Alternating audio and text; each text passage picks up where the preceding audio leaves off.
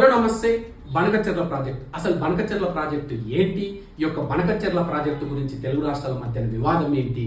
ఈ యొక్క బనకచెర్ల ప్రాజెక్టు వల్ల ఆంధ్రప్రదేశ్కి లాభం ఏంటి, తెలంగాణకు నష్టం ఏంటి, ఆంధ్రప్రదేశ్ పెట్టిన ప్రతిపాదనలు ఏంటి, తెలంగాణ చెప్తున్న అభ్యంతరాలు ఏంటో మనం ఒకసారి తెలుసుకుందాం. గోదావరి నది పైన ప్రతి ఏటా దాదాపుగా 2000 నుంచి 3000 టీఎంసీ నీరు, వరద నీరు సముద్రంలో కలిసిపోతుంది. అయితే ఈ వరద నీరు నుంచి ఒక 200 టీఎంసీ నీరు ఆంధ్రప్రదేశ్ ప్రభుత్వం మేము ఉపయోగించుకుంటాము, ఈ నీటిని వాడుకుంటాం, ఈ నీటి ద్వారా రాయలసీమకు అదేవిధంగా ప్రకాశం, నెల్లూరు డిస్ట్రిక్ట్లకు త్రాగునీరు, సాగునీరు అందిస్తామని, దీనికోసం మేము బనకచెర్ల ప్రాజెక్టు ఏర్పాటు చేస్తామని వాళ్ళు ఈరోజు అంచనా వేసినారు. దాదాపుగా 80,112 కోట్ల రూపాయలు ఈరోజు ఈ యొక్క ప్రాజెక్టు కోసం అంచనా వేసి ప్రాజెక్టు నిర్మించాలనుకుంటున్నారు. ఈ ప్రాజెక్టు ద్వారా ముఖ్యంగా ఏదైతే పోలవరం రైట్ కెనాల్ నుంచి వీళ్ళు ప్రకాశం బ్యారేజ్ వరకు నీళ్లు తీసుకుపోయి అక్కడి నుంచి వివిధ లిఫ్టుల ద్వారా బొల్లపల్లి రిజర్వాయర్కి తీసుకుపోయి అక్కడి నుంచి ఈ యొక్క బనకచెర్లకు తరలించాలని వీళ్ళు ప్రయత్నం చేస్తున్నారు. దీనికోసం దాదాపుగా 27 కిలోమీటర్ల సొరంగ మార్గం, అదేవిధంగా నల్లమల్ల ఫారెస్టుల దాదాపుగా 47 ఎకరాల భూమి, దీంట్లో 17,000 ఎకరాల భూమి, అడవి భూమి కూడా ఉంటుంది.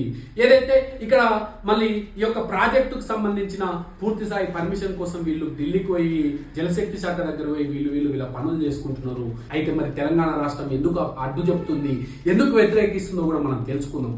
అయితే వీళ్ళు ఏదైతే ఈరోజు పోలవరం నుంచి నీళ్లు తీసుకుపోయి ప్రకాశంలో కలిపి అక్కడి నుంచి లిఫ్టుల ద్వారా బొల్లపల్లికి తీసుకుపోతున్నారు, అక్కడ ఒకటి జరుగుతుంది. ఏదైతే వీళ్ళు నాగార్జున సాగర్ కుడి కాలువల నీళ్లు కలుపుతున్నారు, ఈ యొక్క నాగార్జున సాగర్ని కుడి కాలువను వాడుకోవడం ఈరోజు తెలంగాణ రాష్ట్ర ప్రభుత్వం పూర్తి స్థాయిలో తప్పుపడుతుంది. అంతేకాకుండా వీళ్ళు ఏదైతే right canal, Sagar right canal సామర్థ్యం కూడా పెంచుతున్నారు.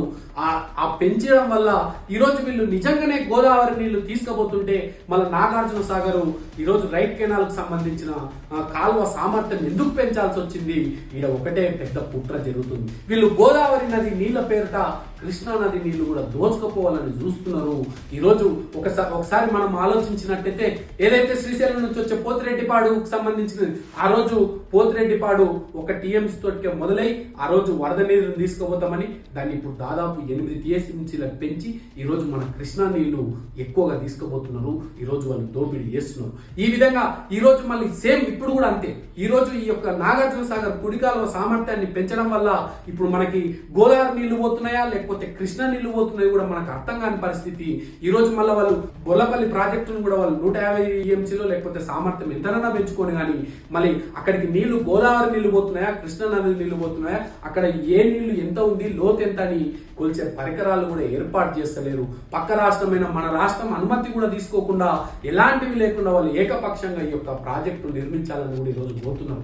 దీనికి ఏదైతే ముఖ్యమంత్రి రేవంత్ రెడ్డి గారు, ఉత్తమ్ కుమార్ రెడ్డి గారు పూర్తి స్థాయిగా వ్యతిరేకించి ఈరోజు మనం చూస్తున్నట్లయితే ఈరోజు మనకు రావాల్సిన వాటా 968 టీఎంసీలు గోదావరి నది పైన కూడా రావాల్సి ఉండే. మళ్ళీ మన వాట మన లెక్కలు ఇప్పుడు మన ప్రాజెక్టులు కూడా తెలంగాణ గోదావరి నది పైన మన ప్రాజెక్టులు కూడా ఉన్నాయి. మరి ఆ ప్రాజెక్టుల కింద వరకు పూర్తి స్థాయి పర్మిషన్స్ రాలే. ఏదైనా కొత్త ప్రాజెక్టు కడదామంటే కూడా చంద్రబాబు నాయుడే స్వయంగా లేఖ రాస్తారు, లేకపోతే ఇతరత్ర ఆంధ్ర నాయకులు లేఖ రాస్తారు, మళ్ళీ మనం నష్టపోతాం, అది నష్టపోతామని. మరి ఇప్పుడు ఎలాంటిది కూడా తెలియకుండా దాదాపు 200 టీఎంసీ నీళ్లు వీళ్ళు తీసుకుపోతామంటే మనం చూస్తూ ఎట్లా ఊరుకుంటారు? మీకు ఇంతకు ముందే చెప్పిన పోతిరెడ్డిపాడు దగ్గర కూడా ఇదే విధంగా ఆ రోజు రాజశేఖర రెడ్డి గారు ఉన్న పోతిరెడ్డిపాడు దాన్ని ఇంకా మా వరద నీటిని తీసుకుపోతామని ఆ రోజు కూడా సామర్థ్యాన్ని పెంచుకొని ఆ రోజు నీళ్లు తీసుకుపోతే ఈరోజు దాదాపు 8 టీఎంసీ నీళ్ళకు కూడా ఈరోజు ఆ యొక్క పోతిరెడ్డిపాడు నుంచి కూడా నీళ్లు పోతున్నాయి. మరి ఆ రోజు కూడా నష్టపోయినాం. ఇప్పుడు అంతేకాకుండా ఈరోజు వీళ్ళు ఈ యొక్క ప్రాజెక్టు 20,000 కోట్లతోటి కట్టినాడు. రేపు పొద్దున మళ్ళా నీళ్ల వాటాల దగ్గర మేము 80,000 కోట్ల రూపాయలు పెట్టి ప్రాజెక్టు కట్టినాం, మళ్ళీ మాకు నీళ్లు కేటాయించండి అని కూడా అడిగే అవకాశం ఉంది.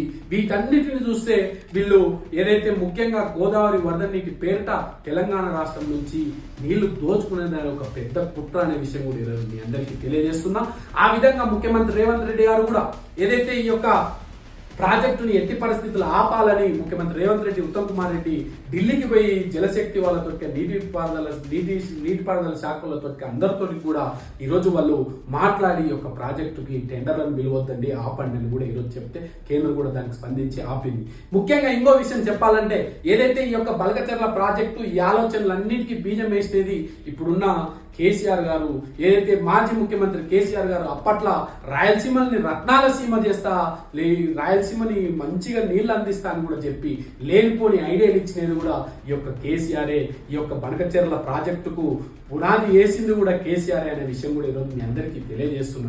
ఆ రోజు తెలంగాణ రాష్ట్రంలో 10 ఏళ్ల అధికారంలో ఉండి తెలంగాణ రాష్ట్రం ముఖ్యంగా నీళ్లు నియామకాలు అనే ఉద్యమం చేసి ఆ రోజు తెలంగాణ తెచ్చుకున్నాం. కానీ 10 ఏళ్ల అధికారంలో ఉన్న కేసీఆర్ సోయి లేకుండా ఈ యొక్క నీళ్లను పట్టించుకోలే, నియామకాలను పట్టించుకోలే, ఇట్లా తెలంగాణని తాకట్టు పెట్టినాడు ఆంధ్ర కాడ అనే విషయం కూడా ఈరోజు మీకు తెలియజేస్తున్నాం. ఏదైతే తెలంగాణ రాష్ట్రం తేవడంలోనూ ఈరోజు తెలంగాణ రాష్ట్ర హక్కులు కాపాడుకోవడంలోనూ కూడా కాంగ్రెస్ పార్టీ ముందుండి ఉద్యమం చేస్తుంది, ఈరోజు ఫైట్ చేస్తుంది. తెలంగాణ రాష్ట్రానికి అన్యాయం జరగకూడదనే ఉద్దేశంతో ఈరోజు ఆ ప్రాజెక్టుకి వ్యతిరేకంగా పోరాడుతుందనే విషయం కూడా తెలంగాణ రాష్ట్ర ప్రజలందరికీ కూడా తెలియజేస్తూ జై హింద్, జై తెలంగాణ.